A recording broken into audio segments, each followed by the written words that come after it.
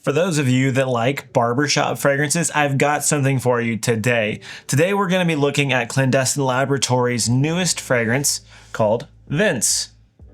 So Vince is very much a barbershop style fragrance with some adjustments, we'll say. It's very warm. It's got a dose of oud in there. It's resinous.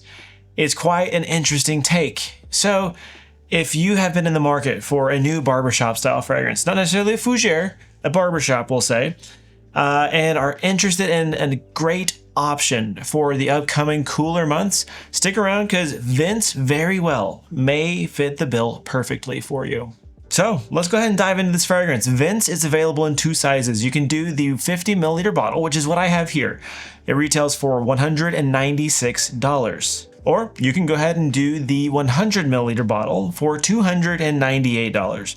The perfumer was Mark Sage. He perfumes all of his own fragrances. He's the owner of the house. And the scent profile is going to be a woody, ambery, barbershop style fragrance. With that, we'll go ahead and dive into how it smells. Now, Mark, as always, does not give top, heart, and base notes. He gives a list of notes and you get to experience them as you do. So I'm gonna go ahead and just read these off because, as always, there's a decent amount of them. So here we go. We've got gray pine, mugwort, grapefruit, green mandarin, clove, frankincense, deer tongue, cade, sandalwood, patchouli, myrrh, amber, and Vietnamese agarwood or oud. I'm gonna go ahead and do a fresh spray so I can be reminded of this as we talk. Now, these are honestly really great atomizers, so give this a little check out for you. Boom, a lot of juice. This stuff is so strong. Boom, okay. And that opening, citruses right away, very bright and sharp. You get that grapefruit rindy element, but it's just the bitterness. You don't really pick up on the fruit element of it too much. You get a little bit of that sharp green mandarin, but immediately you do pick up on the clove. Now, the clove in this is kind of a fresh clove. It's not necessarily your like spice jar clove, like it's kind of similar to the clove you'd find in Bracken Man. But literally immediately, you pick up on all the woods and the frankincense and like the myrrh. It's kind of a all in your face, all at once. You get it all. A couple interesting notes in this. So deer tongue, it's actually a type of grass and it's high in coumarin. So it's very similar to kind of a tobacco-y, vanilla-esque style note. And that is apparent in here. You get just this interesting, sweet, kind of coumarin-esque green note in here. This is undoubtedly a barbershop style fragrance, but the heavy dose of frankincense, of myrrh, of woods, the oud and whatnot really darken this fragrance up without it becoming like your artisanal oud style fragrance. No, it's very clean, very resinous, but maintains this crisp, like crystalline quality to it. There are subtle hints of smoke. So that could be coming from the cade. You could be getting aspects of that from the oud. And then you do get hints of patchouli throughout this. You get this kind of chocolatey, earthy quality.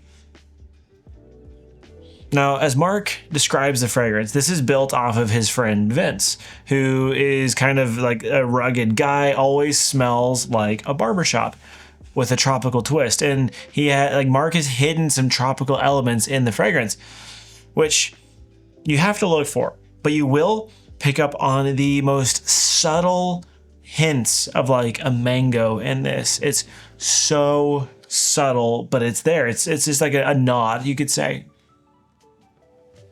It's a beautiful fragrance. Definitely a unique one. So within the line, sometimes like, you can pick up on elements of other fragrances. And if I had to pick two fragrances that I might catch elements of, it'd be maybe Chiron and Orpheus.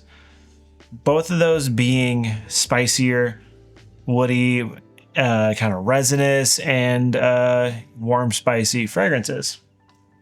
You know, it's an excellent fragrance. The fragrance as a whole just presents itself as a full-forced barbershop. I don't say fougere because it doesn't carry some of the green qualities that many fougères have. It doesn't have the lavender at play, but it does smell like the cloviness of a barbershop style fragrance. But the clove and that brightness transitions into this very Middle Eastern style, woody, slightly smoky, ambery, and kind of resinous base. It's lovely. It lasts forever.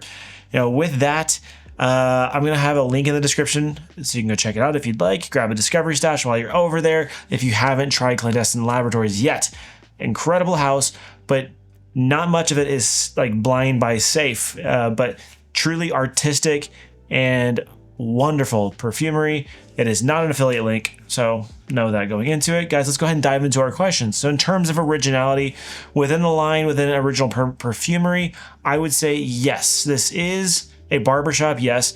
I would say this reminds me a bit of Bracken Man from Amouage, but without the lavender, without the green notes, without those kind of mossy bits. That's kind of what it reminds me of. It's loose, but think of Bracken Man, no lavender, no green, add a little bit of oud and some more like warm resin, and you may be close. Audience for this is masculine, through and through. And the age group, it is going to be a little bit more mature. So I'm going to recommend this probably 25 and up. Now, in terms of seasons is when to wear this, I would recommend this most likely spring, fall, and winter, or summer nights. I have worn this in the summer. It is very strong.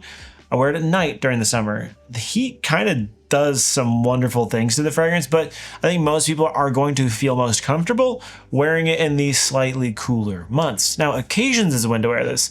Here's the thing, it's a little tricky. You may want to try to wear it as a signature scent. You can try it. I would recommend trying it, but go very easy on the sprays. This is one that can quickly overpower, and a barbershop style fragrance is a great option for a signature scent, especially if you like traditional masculine fragrances. This will be a wonderful alternative for you. Now, other than that, wear it by night, wear it leisurely. Honestly, try wearing it on a date night. It is a nice, handsome fragrance. It's very rugged, very masculine, and it does carry a little bit of these sweeter elements, albeit not a crazy, sexy fragrance in general. But for me, signature scent, leisure, and a night out kind of thing. Now, in terms of the performance, it is excellent. Mark's stuff is very potent, it's very long lasting, and it always smells really nice. Longevity. I get 16 to 18 hours on this one.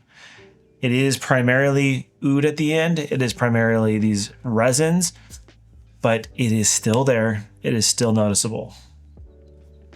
If you get less longevity, that is possible, but my skin tends to eat up fragrances, except like this one, it will, like these kind of things last on me. So hopefully it lasts a pretty long time on you.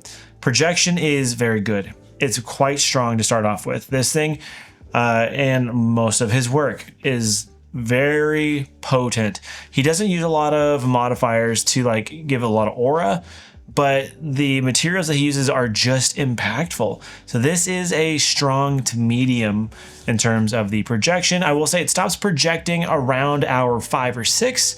So you get a lot of projection, and it is simply a skin to intimate style scent for the duration of it. Which brings me to sprays. This one you can get away with as little as 2, and I wouldn't recommend going more than 5. Because it is such a dense, potent fragrance, just go easy. And the spiciness, the cloviness, the woodiness of this fragrance can be a bit much for those around you if you overspray, so please consider being considerate. And with that, we'll get on to the final score. I will be giving this one an 8.3. I think this is an exceptional fragrance.